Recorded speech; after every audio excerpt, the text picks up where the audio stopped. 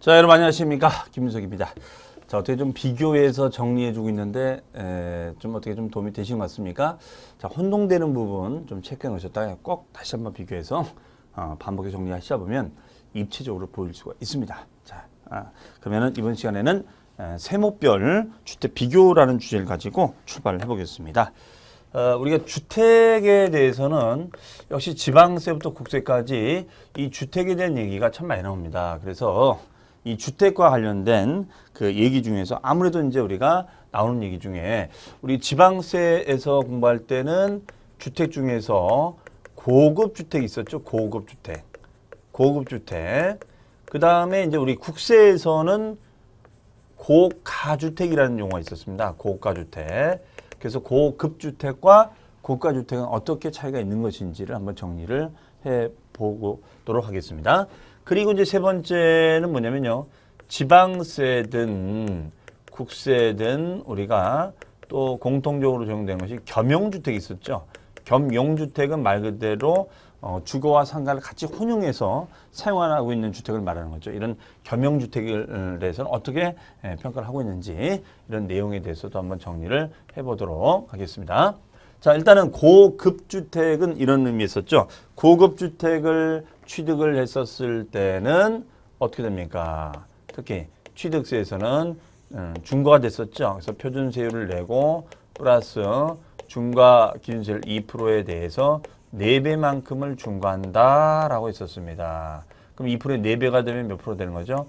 8%만큼을 중과한다. 이런 얘기 되는 거죠. 그래서 고급주택이 됐을 때는 어떻게 처리할 것인가. 그다음에 고가주택이 있습니다. 고가주택 같은 경우에는 면적 기준 우리가 들어가지 않죠. 면적 기준, 시설 기준이 들어가지 않고 오로지 가액만 넘어가면 가액만 초과가 되면은 이거는 우리가 고가주택으로 분류했었습니다. 그러면 일대 고급주택은 이거는 이제 면적 기준도 있었고요.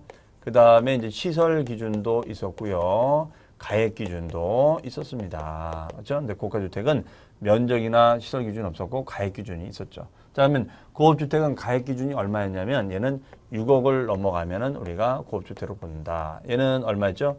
9억을 초과하면은 우리가 과세한다. 그래서 여기서는 의미가 이제 뭐죠? 비과세 적용을 받을 수 없다. 그렇죠? 그러면 고가주택은 어떤 경우냐면 고가주택을 우리가 임대한다거나 고가주택을 양도했을 때는 비과세 받을 수 없다. 그래서 한 채의 고가주택을 임대해도 한 채의 고가주택을 양도해도 비과세가 안 된다. 그때는 우리 나오는 개념이었고 여기서는 우리가 중과 개념이 있었죠. 지방세 중과 조건이 뭐가 되느냐. 그래서 면적 조건이 있었잖아요. 그래서 시설, 가액. 그래서 이 가액도 다르다는 거. 그렇죠. 이렇게 비교해서 봐주시면 되겠습니다. 자, 겸용은 좀 이따 보기로 하고요. 그럼 여러분들 그 교환 자료에 보시면은 취득세에서 고급주택은 중과되고 다만 이제 재산세에서는 고급주택을 따로 뭐 중과하는 규정은 없었죠. 그래서 취득세는 중과되지만 재산세는 초과 누진세율이다. 초과 누진세율이 몇 프로였죠? 0.1에서 0.4%. 그래서 재산세에서는 일반이든 고급주택이든 구분 없이 0.1에서 0.4% 했었죠. 그러면 고급주택의 범위가 나와 있습니다. 건물 연면적이 331을 초과하고 and 건물 가격이 9천만 원을 초과하고 and 주택의 시가표준이 6억을 넘어가면 그렇죠? 그 다음에 또는 대지 면적이 2배예요. 건물 면적이 2배. 2를 곱하면 660이 초과하고 건물 가격이 9천만 원 초과하고 주택의 시가표준이 6억을 초과하는 것입니다. 또는 에스컬레이터나 풀장이 있어요. 그러면 이런 호화시설 요건이 있다면 어떻게 되느냐? 이것만으로도 중과한다 그랬습니다. 이런 호화시설이 있을 때는 이런 면적 이런 거 가액 안 따지고 무조건 중과한다. 다만 엘리베이터는 200km를 초과하고 주택의 시가표준액이 6억을 넘어야지만 중과한다. 특히 이 디귿 규정 아주 중요한 거죠. 별표 씌워 놓으시고요. 그다음에 공동주택은 이에 반해서 단층형은 건물 전용 면적이 245 초과 and 주택의 시가표준 6억 초과고요. 복층형은 이제 274 초과 and 주택의 시가표준 6억 초과입니다. 그렇죠? 그런 점에서 차이가 있다. 그 다음에 고가주택. 고가주택은 이제 비과세냐 아니냐. 그러면 일단은 고가주택을 임대했을 때는 우리가 비과세가 되지 아니한다. 원래 주택 한 채를 임대하면 비과세잖아요. 임대소득세 비과세인데 고가주택이나 국외소재주택은 한 채를 임대해도 과세한다. 기억나십니까, 여러분들? 자, 기억 안 나시는 분들 찾아가 보세요. 그다음에 고가주택을 양도했을 때는 비과세가 된다. 근데 여기서 이제 더 중요한 게 이거죠. 그럼 무슨 말이냐? 우리가 1세대 1주택자가 2년 이상을 가지고 있다. 112 법칙인데 이런 2년 이상 보유 요건을 갖추다가 갖추고 팔면은 양도세 비과세잖아요. 단 고가주택은 어떻게 한다? 제외한다. 고가는 제외한다. 요거죠. 그럼 고가는 뭐예요? 실지 거래가액의 합계액이 얼마를 초과하는 거예요? 9억을 초과하는 주택을 말한다. 이런 얘기잖아요. 그렇죠? 자, 그러면 이때는 양도 차익이 생겼다면 그 양도 차익 전체에 대해서 과세할 것인가? 그것이 아니라 양도 차익에다가 곱하기 9억 초과분만큼을 과세해야 된다. 이렇게 썼어요. 그러면 양도 차익 전체를 과세하는 것이 아니라 9억 초과분만큼을 과세한다. 이런 얘기가 되겠죠. 그러면 9억 초과분이라 함은 어떻게 되는 거예요? 뭐분의 양도가액 분의 양도가액에서 마이너스 9억을 차감한 것을 뺀다. 그래서 우리가 이 초과분만큼에 대해서 과세를 한다. 이런 얘기 되겠죠. 그러면 만약에 뭐 4억짜리 아파트를 10억에 팔았다라고 한다면 이때는 차익이 6억이 되는 거죠. 그럼 6억에 대해서 과세를 해야 된다. 이런 얘기가 되겠습니다. 그러면 이 경우에 이 6억을 9억 초과분으로 과세하는 거니까 줄여줄 수 있다는 거죠. 그럼 양도가액은 10억이 됩니다. 10억이 되고 여기 10억이 되면은 10분의 10억 마이너스 9억이니까 1이 되는 건 10분의 1이 되는 거죠. 그러면 6억이 10분의 1이면 얼마가 되겠어요? 6천만 원이 되나요? 그렇죠? 6천만 원만큼을 과세할 수 있다. 따라서 6억의 차익을 어떻게 한다? 6천으로 우리가 과세한다. 이런 얘기가 되겠네요. 핵심 포인트는. 그러면 자 거기에 문제 보시면은 1세대 1주택에 해당하는 경우가 있고 1세대 1주택에 해당하지 않는 경우. 만약에 유조건이 아닌 고가주택이다. 만약에 1세대 2주택이 되는 고가주택이다. 그때는 뭐 이런 혜택을 주지 않습니다. 그냥 전액을 다 과세하는 건데 1세대 1주택에 해당됐을 때는 자 중요한 공식이 나오죠. 양도차익은 일반 양도차익에다가 그렇죠? 9억 초과분을 과세한다. 장특도 그렇게 한다. 이런 얘기죠. 근데 이 중에서는 이제 요 양도차익 계산, 여기가 중요한 겁니다. 왜? 이 계산이 돼야지 뭐 나머지 계산이 되는 거니까요. 자, 그럼 이와 관련된 문제 한번 풀어보겠습니다. 유제 1번, 다음은 고급주택과 고가주택에 대한 설명인데요. 틀린 것은 1번, 취득세의 경우에는 중과세 대상이 된다. 예, 중과세 대상이 됩니다. 표준세율 플러스 2%의 4배 중과세 대상이 되는 거죠. 그리고 상속으로 인한 1가구 1주택인 경우에도 특례세율이 적용되지 않는다. 자, 원래 특례세율은 뭐죠? 표준 취득세에서 표준세율의 범위를 벗어나는 예외적인 세율이다. 그래서 1가구 1주택자가 상속으로 취득을 하게 되면 원래 상속은 2.8%의 표준세율이 있는데 우리가 1가구 1주택자가 됐을 때는 2%를 차감하는 특례세율 0.8%를 적용해주고 있습니다. 단 그걸 부인하는 것이 바로 고급주택이다. 그렇죠? 그다음에 두 번째, 등록면허세의 경우에는 중과세 규정이 적용이 된다, 안 된다? 안 된다. 네. 자, 세 번째, 재산세에서는 4% 고일과세가 되기 때문에 종부세 과세 대상이 되지 아니한다. 자, 이런 거죠. 고급주택은 재산세 대상도 되고 종부세 대상도 된다. 그렇죠? 그러면 구분 없이 얘는 0.1에서 0.4% 되는 거니까 구분 없이 재산세도 부과되고 종부세도 부과된다. 이런 얘기 되겠죠. 그렇죠? 그래서 과세 대상이 되지 4% 고일과세가 되기 때문에 종부세 과세 대상이 되지 아니한다. 종부세 과세 대상이 되지 아니한다. 라고 돼 있는데 그건 잘못된 거죠. 종부세 대상이 됩니다. 그렇죠? 네. 그 다음에 4번 부동산 임대업의 경우 보유주택 수와 관계없이 비과세가 적용되지 아니한다. 자, 1고가주택의 임대가 됐을 때는 비과세가 되지 아니한다. 그렇죠? 네. 5번 양도소득세의 경우에 1세대 1주택자인 경우에는 비과세가 적용되지 아니한다. 예, 1세대 1고가주택을 양도했을 때는 비과세가 되지 않습니다. 그러나 양도차익 계산 및 장특공제 계산 시에는 그렇죠. 9억 초과분만 과세한다. 9억 초과분만 과세한다. 이렇게 얘기 되겠네요. 그렇죠? 정답은 3번이 되겠습니다. 3번. 자, 그 다음에 이제 우리가 겸용주택 문제다. 겸용.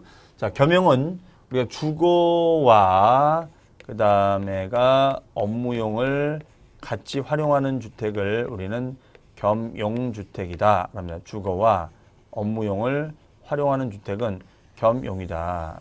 그러면 이런 겸용이 된 주택을 취득을 하고 그 다음에가 이제 보유를 하고 그 다음에 양도를 했을 때는 어떻게 될 것인가. 그렇죠? 취득과 보유와 양도됐을 때 어떻게 될 것인가. 그렇죠? 자, 이런 부분들에 대해서 우리가 체크를 하자. 이런 얘기네요. 그럼 취득세에서는 겸용이 됐을 때는 어떻게 보겠습니다. 한국의 건물을 주거와 외의 용도에 구분 사용했을 때는 각각의 용도를 따른다. 그렇죠? 그러면 주거는 주택, 그렇죠? 상가는 상가 이렇게 본다는 거죠. 하지만 재산세와 양도세는 좀 다르게 보고 있다는 거죠. 재산세 별 표시해 주시고요. 양도세도 별 표시해 주시기 바랍니다. 그럼 재산세는 어떻게 됐습니까? 한 동의 건물이 주거와 이외 용도로 구분 사용되는 경우에는 각각의 용도에 따른다. 하지만 한국의 건물은 50% 이상 사용용도가 있을 때는 전부 50% 이상 사용용도로 본다. 전체를 주택으로 본다. 이런 얘기인데요. 전체를 주택으로 본다. 그러면 이거였었죠? 우리가 재산세 할 때 이게 한동 주상복합이다. 한동입니다. 그러면 주상복합은 하층 면적이 상가가 되고 상층 면적이 주택이 됩니다. 상층이 주택이 됩니다. 그러면 한동이 됐을 때 상가주택이 그렇죠? 그럼 구분이 명확하잖아요. 그럼 여기는 상가, 여기는 주택 이렇게 되면 되겠죠. 그럼 여기는 0.1에서 0.4%, 상가는 0.25%가 되겠습니다. 그렇죠? 네, 이런 거죠. 그런데 이것이 만약에 한 구가 됐습니다. 한 구. 그러면 주거로 쓰는 비율이 60%고 상가로 쓰는 비율이 40% 됩니다. 그렇죠? 자, 그러면 결론적으로 어떻게 되는 겁니까? 네, 이렇게 되는 거죠, 그렇죠? 그러면 이런 경우에는 어떻게 한다? 주거로 쓰는 비율이 60%, 50% 이상이 주택이잖아요, 그렇죠? 그러니까 어떻게 한다? 이걸 무시하고 전체 100%를 주택으로 보자. 전체 100%를 주택으로 보자. 이런 얘기네요. 전체 100%를 주택으로 보자. 그럼 전부 다 주택으로 본다 이런 얘기죠, 그렇죠? 자, 이런 얘기가 되겠습니다. 그 다음에 양도소득세. 자, 겸용주택을 양도하면 어떻게 되느냐. 겸용주택을 양도했을 때는 지금 이거잖아요. 1세대 1주택자가 2년 이상 보유하고 있다 팔게 되면 양도세 비과세 대상이 될 수 있다. 이런 얘기죠. 그랬을 때 이것이 겸용주택이 되면 어떻게 되느냐 이거죠. 그러면 어디 보십니까? 주거면적이 이외에 상가면적보다 크면 전부를 주택으로 보자. 그렇죠? 그러면 전부 다 비과세 된다는 거죠. 양도세는 비과세 판단이니까. 근데 주거 면적이 이외의 면적보다 작거나 같았을 때는 오로지 주택만 주택으로 본다. 그렇죠? 그러니까 양도세에서는 비과세 판단할 때 이 주거 면적이 큰 것이 매우 중요하다. 이런 얘기가 되겠죠. 그렇죠?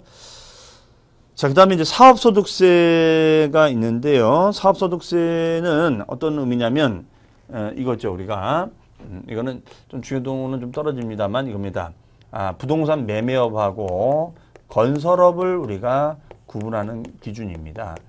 그러면 자, 우리가 만약에 주택을 신축해서 판매를 한다. 그 다음에 상가를 신축해서 판매를 한다. 그러면은 이때는 상가 같은 경우는 신축 판매업이니까 매매업으로 봅니다. 근데 집을 지어서 팔았을 때는 매매업이 아니라 건설업으로 본다고 했었어요. 그러면 그 이유는 뭐냐면 건설업이 매매보다 유리하다. 즉 세금 부담이 덜 나온다 이런 얘기죠. 그렇기 때문에 주택 신축 판매업이 유리합니다. 근데 이것이 겸용이 돼서 이걸 판매하면 어떻게 될 거냐. 그럼 어디까지가 주택이냐. 왜냐면 업종이 달라지는 거니까요. 그래서 여기 보시면 하나의 매매 단위로 팔았을 때는 주거 면적이 크면 전부를 주택으로 본다. 그러면 전부 다 건설업이 된다는 거고요. 각각의 매매 단위 주거 면적의 10% 이하가 됐다. 그러면 전부를 주택으로 본다. 그러면 거의 90% 이상이 주거로 쓰는 거고 나머지가 상가. 그러면 전부를 주택으로 보는 것이죠. 그렇죠? 그런 점에서 차이가 있다더라. 자, 그러면 이제 이 내용 가지고 문제를 보는데 아무래도 이제 겸용주택에서는 이제 중요한 것이 양도세 문제입니다. 양도세 문제가 제일 좀 중요하다 볼 수가 있겠어요. 그러면은 거기 이제 사례가 있죠. 주택 면적이 50. 자, 전체 면적 중에서 주택 면적이 50. 그 다음에가 점포 면적이 100이 됐었죠. 네. 그러면 이쪽이 더 크다는 거잖아요. 그렇죠? 만약에 이쪽이 더 크면 전체를 주태로 보고 점포가 크거나 같으면 주거분만 주태로 본다. 점포는 점포. 이때 과세되는 면적이 어떻게 되는가? 단 토지 면적은 부토지 면적이 300제곱미터가 됩니다. 300제곱미터가 되고 도시지역 안에 있어야 된다. 이렇게 돼 있죠. 그 다음 비과세가 가능하다. 이렇게 돼 있습니다. 그러면 이 경우에는 주택면적이 점포보다 크면 전부를 주택으로 보고 주택면적이 작거나 같았을 때는 어떻게 본다? 주거분만 주택으로 본다. 주거만 주택으로 본다. 그러면 뭐예요? 이 경우는 비과세가 되고 여기는 과세가 된다. 이런 얘기가 되겠죠. 그래서 작거나 같았을 때는 여기는 과세, 여기는 비과세가 되겠습니다. 네, 근데 주택면적이 크면 전부를 비과세 주겠다. 이렇게 있었어요. 네. 자, 일단은 이렇게 되겠고요. 그 다음에 주물이 쪼개집니다. 비과세, 과세로 쪼개지면 종물도 쪼개야 된다. 그럼 이거 어디까지가 주택면적으로 볼 것인가? 이런 얘기죠. 그러면 전체 토지 면적을 곱하기 전체 건물 면적. 건물 면적이 얼마예요? 150. 분의 주택으로 쓰는 면적이 50이죠. 네, 요 면적 비율만큼 주택으로 보자.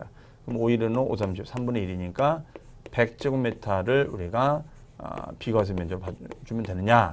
근데 이런 주택에 대해서는 자, 토지에 대해서는 토지가 과다 면적일 수도 있다는 거예요. 그렇기 때문에 이때는 항상 토지 면적은 면적 제한을 한다고 그랬습니다. 그래서 토지는 한도를 따진다.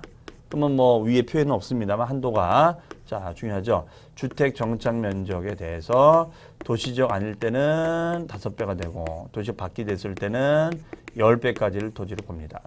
그런 도시적 아니라고 했으니까 자 주택 정착 면적이 얼마 될까요?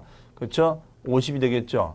여기만 주택을 보고 여기 나머지는 상가를 보는 거니까 그러면 50에다가 곱하기 5, 25, 250이 되겠네요. 그렇죠? 그러면 50제곱미터가 됩니다. 그렇죠? 근데 200의 점포 면적이 더 크는가? 그러면은 어쨌든 50이니까 5, 25, 250. 그러면 250 안에 걸렸나요? 네, 걸렸네. 100. 그러니까 여기까지가 비과세 된다는 거죠. 따라서 과세가 되는 면적은 300에서 마이너스 100 비과세 면적을 뺀 나머지 200제곱미터. 요게 과세 면적이 돼야 되겠죠. 네, 그 부분이 포인트가 되겠습니다. 자, 정답은 과세되는 면적은 건물 100. 그렇죠? 그 다음에 과세되는 토지 면적은 200이 되겠죠. 자, 다시요. 주택 면적이 크면은 어떻게 봐요? 전체를 주택으로 보고 주택 면적이 작거나 같으면 주것만 주택으로 본다. 그렇죠? 이때 토지 면적은 주물이 비과세가 되면 종물도 주물이 지불받으니까 비과세다. 다만 주택과 점포로 나눠지고 있으니 전체 토지를 나눠주자. 다만 이 부분에 대해서 한도를 따져보자. 주택 정착 면적의 5배 또는 10배까지. 그래서 5배 이내까지는 비과세고 나머지는 세금을 받자. 이런 논리가 되겠습니다. 이것을 겸용주택의 양도라고 한다는 것이죠. 자, 정답은 3번이 되겠습니다. 자, 이렇게 해서 이제 우리가 고가주택, 고급주택, 겸용주택, 참 주택 복잡한데 이런 내용을 한번 정리를 해봤습니다. 그래서 지방세 중과 고급주택, 고가주택. 자, 다시 체크해 주시고요. 자, 그러면 이번에는 이제 그 과세표준으로 하겠습니다. 여러분들 과세표준. 이 과세표준 우리 시험에도 잘 나왔었고요. 또 취득세부터 양도세까지 과표 내용이 좀 달랐었죠. 그래서 이런 내용 한번 정리를 해보도록 하겠습니다. 자, 과세표준 어떤 부분들이 포인트인지를 한번 정리를 해보도록 하겠습니다. 일단은 좀 비교해서 과표를 정리해 볼 만한 게 우리 교환에 보다시피 취득세 과표하고 등록면허세 과표를 좀 비교해서 정리해 두셔야 되고요. 그 다음에 재산세 과표하고 종부세 과표를 비교해서 물어보기 때문에 꼭 비교해서 정리를 해 주시면 되겠습니다. 그래서 말 그대로 비교 특강이니까 이렇게 정리를 해볼까요? 그러면 취득세 과표를 알면은 등록면허세 과표를 알게 좋다. 재산세 과표 구조를 알고 있으면 종부세 과표를 정하기가 좋다. 이런 얘기 되겠습니다. 그러면 취득세 과세표준은 과세표준을 뭘로 하느냐? 예, 여기는 취득가액을 과표로 합니다. 네. 그럼 등록면허세 과표는 뭘로 하느냐? 등록가액을 과표로 해요. 그러면 이 취득가액을 정할 때는 어떻게 한다? 이렇게 했었죠. 취득가액을 정할 때는 그 정하는 순서가 매우 중요했다. 이렇게 했었는데요. 어떻게 접근했었냐면요. 만약에 순서는 객관적인 취득이냐 아니냐를 따졌었어요. 객관적인 취득이다. yes. 그럼 뭐로 갔었죠? 사실에 기초한 거니까 사실상 취득가액이 됐었고요. 객관적인 취득이냐? 아니요. no. 그러면 뭘로 갔었죠? 알아서 신고하자. 신고가액으로 했었어요. 다만 신고가 문제가 있을 거니까 이때는 시가표준액 이상으로 신고하면 된다. 만약에 시가표준 밑으로 떨어지면 뭐로 간다? 시가표준으로 간다. 그럼 토지 시가표준액을 뭐라고 했었죠? 개별 공시지가. 단독주택일 때는 개별 주택 가격. 아파트 등일 때는 공동주택 가격 이렇게 표현했었습니다. 그래서 시가표준의 쓰임새 중요하다고 그랬었죠. 무신고가 된다거나 미달 신고가 된다거나 신고가액 표시가 없을 때는 시가표준액으로 간다 이렇게 했었습니다. 자, 그다음에 이 사실상 취득가액으로 가는 경우의 수가 뭐가 있는지 이것도 정리를 해두셔야죠. 여기에는 이제 국가, 수입, 공매, 법인장부, 법원의 판결문, 검증이 있었다 이렇게 썼어요. 그래서 국수공법판 검, 그렇죠? 국가, 수입, 공매, 법인장부, 판결문, 검증이 됐을 때는 사실상 취득가액으로 발표로 간다. 그다음에 등록가액도 정하는 순서는 똑같다라고 했었습니다. 다만 차이가 나는 것을 한번 가보자 이거죠. 차이가 나는 걸 가보자. 그럼 차이가 나는 것은 뭐냐면 취득 당시 가액과 등록 당시 가액을 똑같을 수도 있지만 다를 수가 있다. 뭐냐면 첫 번째, 중간에 자산을 재평가한다거나 아니면 감가상각이 이루어지면 가치가 줄어들겠죠. 자산 재평가하게 되면 가치가 올라갈 것이고요.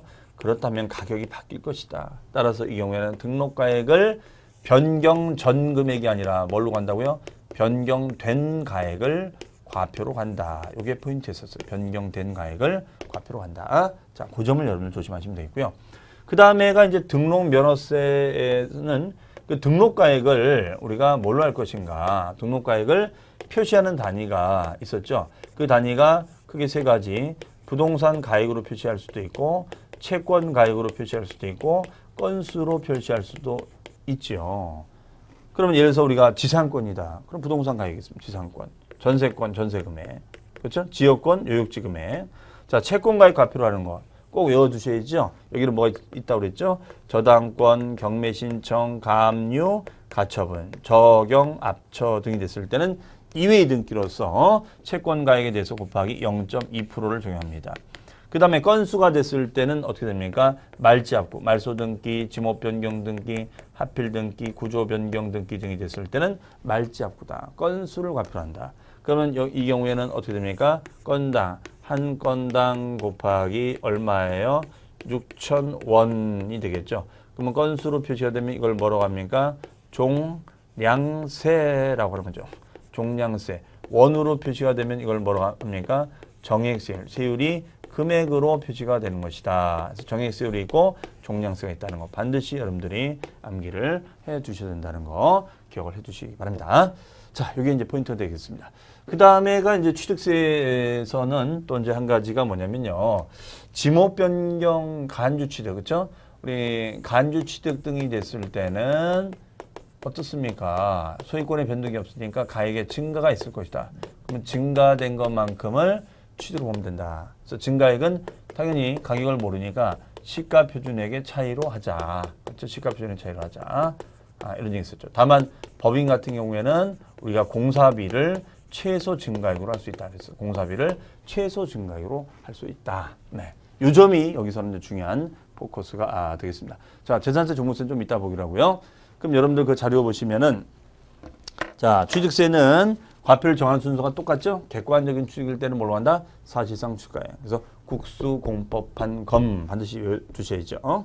그래서 거기 보시면 2번에 항상 사실상 취득가액으로 가는 거죠. 항상 사실상 취득가액이라는 것은 시가표준액에 영향을 받는다 안 받는다? 안 받는다. 그렇죠? 네. 그래서 국가, 수익, 공매, 판결문, 법인장부. 그 다음에 시가표준액의 쓰임새는 뭡니까? 신고가액이 시가표준액이 미달한다거나 아니면 무신고되거나 신고가액 표시가 없었을 때. 자, 이것도 잘 기억하시고요. 3번 특수한 경우에 과표. 자, 간주 취득이 있을 수 있다고 그랬죠? 증축, 개수, 종류 변경이 되면 가액의 증가가 일어난다. 지목 변경도 마찬가지. 다만 시가표준액의 차이로 우리가 증가액을 산정하지만 법인 같은 경우에는 공사비, 소요된 비용을 최소 증가액으로 잡을 수 있다. 3번 과점주된 취득은 과점주주는 어떻게 했어요? 부동산의 취득가액을 과점 지분율만큼 취득한 것으로 본다 이렇게 썼습니다. 그래서 과세대상 물건의 총가액을 그 법인의 주식 또는 출자한 총수로 나눈 가액에 과점주주가 취득한 주식 또는 출자의 수를 곱한 금액을 과표로 한다. 그래서 부동산 가액 곱하기 과점 지분율 이렇게 썼죠. 그다음에 등록면허세입니다. 등록면허세는 등기 또는 등록 당시 신고가액으로 갑니다. 다만 문제가 있을 땐 시가표준액으로 간다. 그렇죠? 그러나 항상 사회성의 취가액은 똑같습니다. 국수공법판 똑같고요. 보시면 자 3번 채권금액 별표시죠. 채권금액. 자 이거 꼭 외우시죠. 그러세요. 저당권, 경매시장, 가압류, 가처분일 때는 어떻게 한다? 이외의 등기인가? 이외의 등기는 채권가액의 0.2%. 그렇죠? 건수일 때는 말지 합구, 말소 등기, 지목 변경, 합필, 구조 변경 등기 등은 한 건당 6,000원으로 한다. 그렇죠? 네, 건수로 표시가 되니까 뭐라고요? 종양세, 원인이가 정액세율. 그렇죠? 꼭 외워두세요. 이번에 개정된 거죠? 6,000원. 자, 이렇게 정리하시면 되겠습니다. 그러면 이와 관련된 문제를 한번 풀어볼까요? 자, 유제 1번을 보시면요. 다음은 취득세와 등록면허세를 비교하는 것이다. 틀린 것은 1번 과세표준. 취득세는 취득가액이니까 종가세지요. 등록면허세는 등록가액인 종가세도 있지만 건수인 종양세도 있죠. 그렇죠? 그 다음에 세율. 취득세는 정률. 등록면허세는 정률도 있지만 정액세 얼마에? 6,000원도 있다. 그렇죠? 자, 중요한 차이점입니다. 그 다음에 지목 변경이 되면 취득세는 간주 취득이 되니까 증가액을 과표로 합니다. 하지만 등록면허세는 지목 변경 등기는 건수를 과표로 한다. 그렇죠? 자, 중요한 차이점. 3번 별표시에 넣으시고요. 그다음에 부가징수는 둘 다 신고납부를 원칙으로 하고 신고납부가 이행되지 않으면 보통징수하죠. 그다음에 부과되는 세금, 암기사항이죠. 취득세는 부과되는 세금이 농어촌 특별세만 있다. 아니죠. 취득세는 부과되는 세금이 농일, 취지리 이렇게 하는 거죠. 그 다음에 등록면허세는 등지리 이렇게 움직이는 거죠. 농특세가 있습니까? 없습니까? 없습니다. 자, 정답은 5번이 되겠습니다. 자, 두 번째 유제로 갑니다. 개인 간의 거래로서 공인중개사의 업무 및 부동산 거래 신고에 관한 법률에 따라 검증이 이루어진 경우이다. 다음과 같이 주택을 취득한 경우라면 과세표준으로 옳은 것은 자, 그러면 공인중개사법에 따라 검증이 이루어졌을 때는 뭘 과표로 간다? 사실상 취득가액을 과표로 간다. 그러면 개별 주택 가격이 있지만 사실상의 취득가액은 뭘로 가는 겁니까? 800만 원. 그렇죠? 네, 800으로 가면 되겠죠. 네. 자, 재산세 과표된 거 그건 빼고요. 자, 정답은 몇 번이 되겠습니까? 5번 800만 원이 되겠습니다. 5번 800만 원. 800만 원이 되겠습니다. 그래서 자, 이렇게 보시면 되겠습니다. 5번 800만 원. 그러면 이제 재산세 종부세 한번 가보도록 하겠습니다. 재산세 종부세. 네. 객관적일 때는 사실상 취득가액은 800으로 가자. 자, 그러면 재산세 종부세로 합니다.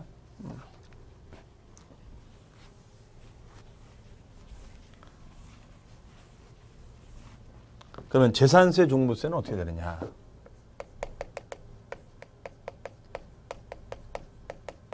재산세와 종합부동산세. 그러면 재산세 같은 경우에는 재산가액을 과표로 정합니다. 재산가액을 과표로 정한다. 그래서 재산세하고 종부세는 신고가 아니라 고지가 원칙이잖아요. 그래서 재산세는 신고가액이 있을 수도 없고 사실상의 거래금액이 취득가액도 없다. 그러면 얘는 뭘로 한다고 했죠? 항상 시가표준액으로 원칙으로 한다. 그렇죠? 단 우리가 토지나 건축물이나 주택은 가격이 요동을 치는 거예요. 그래서 이 비탄력적인 금액을 탄력적인 금액으로 바꿔줄 필요가 있다. 이렇게 했었어요. 그렇죠? 그럼 여기다가 여러분들 뭘 곱하면 된다고 그랬었죠? 자, 뭘 곱했었죠? 네, 그렇습니다. 공정시장가액비율을 곱하면 됐었죠. 공정시장가액비율을. 그래서 공정시장가액비율을 곱한 것만큼을 과표로 본다. 이렇게 했었어요. 그러면 이 경우에 공정시장가액비율은 이제 몇 프로 되느냐? 토지 건축물은 70%, 주택은 60% 되는 거죠. 그럼 만약에 시가표준액이 1억이라고 한다면 1억에 70%면 7천만 원이 되는 거고 주택은 60%가 되면 1억이 60%면 6천만 원이 되는 거잖아요. 따라서 7천만 원, 6천만 원이 된다. 이런 얘기가 됐었습니다. 그래서 이 공정시장가액비율까지 와줘야지만이 이게 뭐가 되는 거예요? 과세 표준가액이 된다. 이런 얘기였어요. 그러면 종합부동산세는 우리가 어떻게 될 것인가? 비슷한데 좀 차이가 있었습니다. 얘는 일단은 종합이니까 다 모으는 거다. 그럼 모아진 가격을 공시하도록 되어 있습니다. 그래서 이것을 공시가액의 합이다. 이렇게 얘기하면 합에서 마이너스 일정 기준액을 빼자. 일정 기준액을 빼서 그 초과된 금액에 대해서 곱하기 공정시장가액비를 곱할 수가 있다. 그렇죠? 그러면은 이제 이게 이제 뭘 의미하는 거죠? 이게 뭘 의미한다? 과세 표준을 의미한다. 이런 얘기 되겠네요. 과표를 의미한다. 그래서 일정 기준액을 초과했다면 초과된 금액에 대해서 공정시장가액비율을 곱하자. 이런 얘기 있습니다. 그러면 일단은 기준금액에 대해서는 어떻게 할 것인가? 그러면 일단 종합합산 토지가 있고 별도합산 토지가 있고 주택이 있습니다. 그러면 기준금액을 어떻게 따질 건가? 종합합산은 얼마 초과? 5억 초과. 별도합산은 얼마 초과? 80억 초과. 주택은 얼마 초과? 6억 초과입니다. 그렇죠? 그래서 종합부동산세는 얘는 5억 초과. 별도합산은 80억 초과. 주택은 6억 초과가 되겠죠. 그렇죠? 네, 그래서 그 초과된 금액의 공정시장가액 비율이다. 대신 이 비율은 재산세는 좀 달랐었어요. 재산세는 뭐 70% 60%인데 얘는 무조건 몇 프로 되는 거예요? 80%가 되는 거죠. 80%. 그렇죠? 얘는 무조건 80%다. 그러면 공시가압이 6억이면 6억 빼기 5억이면 1억에 80% 8천만 원. 그죠? 90억이면 80억 빼니까 10억에 80% 8억. 그 다음에 7억이면 1억이니까 1억에 80%면은 8천만 원이 되는 거죠. 그렇죠? 자, 이런 식으로 갔었죠. 그런 점에서 차이가 있다. 그래서 흐름은 비슷한데 얘는 비율이 70%지만 얘는 무조건 80%고 기준금액을 넘어야 된다. 그래서 이 기준금액을 반드시 암기를 해 두셔야 된다. 이렇게 썼습니다. 네. 자, 그러면 거기 보시면 재산세는 뭐라 됐습니까? 6월 현재 재산세 시가표준액을 과표로 한다. 다만 자, 별표시 돼 있죠? 주택은 시가표준액의 60%, 토지건축물은 70%. 그렇죠? 오른쪽 종부세는 주택은 주택의 공시가격에서 기준금액 얼마예요? 6억. 그렇죠? 주택은 6억.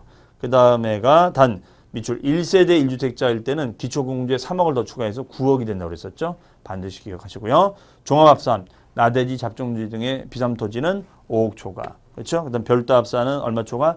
80억 초과다. 그렇죠? 이렇게 정리하시면 되겠습니다. 자, 그러면 관련 문제 한번 보도록 하겠습니다. 자, 그 시가표준액은 참고로 보시고요. 유제 3번. 다음은 재산세와 종합부동산세 과세표준에 대한 설명이다. 옳지 않은 것은 1번 토지건축물 주택의 경우에는 자 재산세에서는 시가표준액에다가 공정시장가액비율.